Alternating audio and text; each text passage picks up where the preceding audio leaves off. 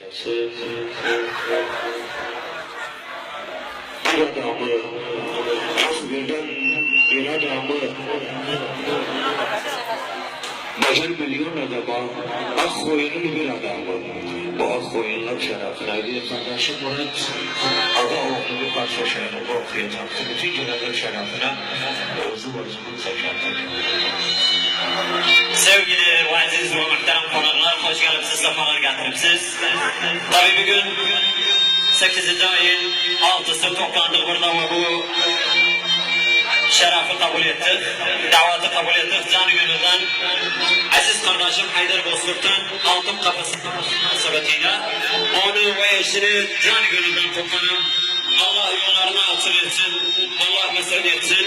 Bir parça Hürriyet armağan ederim. İnşallah her şey gönlünüz olur. Görmezleri kaz yarım, görmezleri kaz yarım, elde çalar saz yarım.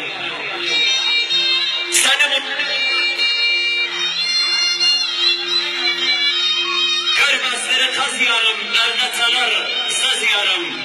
Seni mutlu etmek için al gönlümü. Az yarım, kız gözlerim veririm sana, nasıl günce etmez yarım. Baba bugün yarına işim koydum, yarına bunu sevda değilmez yar kıyarsa yanına. Bu hürriyetim Mustafa Akkoyun yarmağandı. Hani benim yoldaşım, hani benim yoldaşım, akıtma gözden yaşım. Hakkı vakaya çıksam puştakini koparım başım. Bu han ne de bir handı, dört etrafı külhandı. Milliyetçilik bizlerde hem şerefti hem şandı. Ama bugün Türkmen'sin seslenmişim. Türkmen'sin seslenmişim, zannetme yaslanmışım.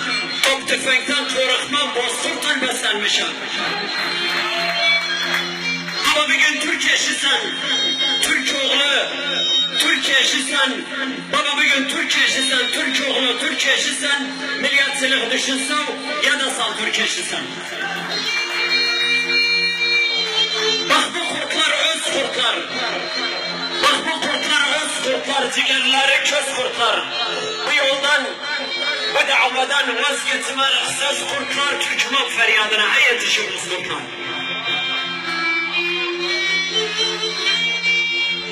Ama bir gün uşağı yık, havar et, uşağı yık. Top tüfekten korkmam, Bozkurtlar uşağı yık. Baba bir gün Türkmen'e aç gözün bak, Türkmen'e buradan saygı selamlar Hüsamettin Türkmen'e. Son hürriyetim hafsuz armağandı. Düşman sahip zor özün, düşman sahip zor özün, bilmez tutar tor özün. Kerkükümüz Türkmen'in digin tarihten zor özün. Saygılarım var.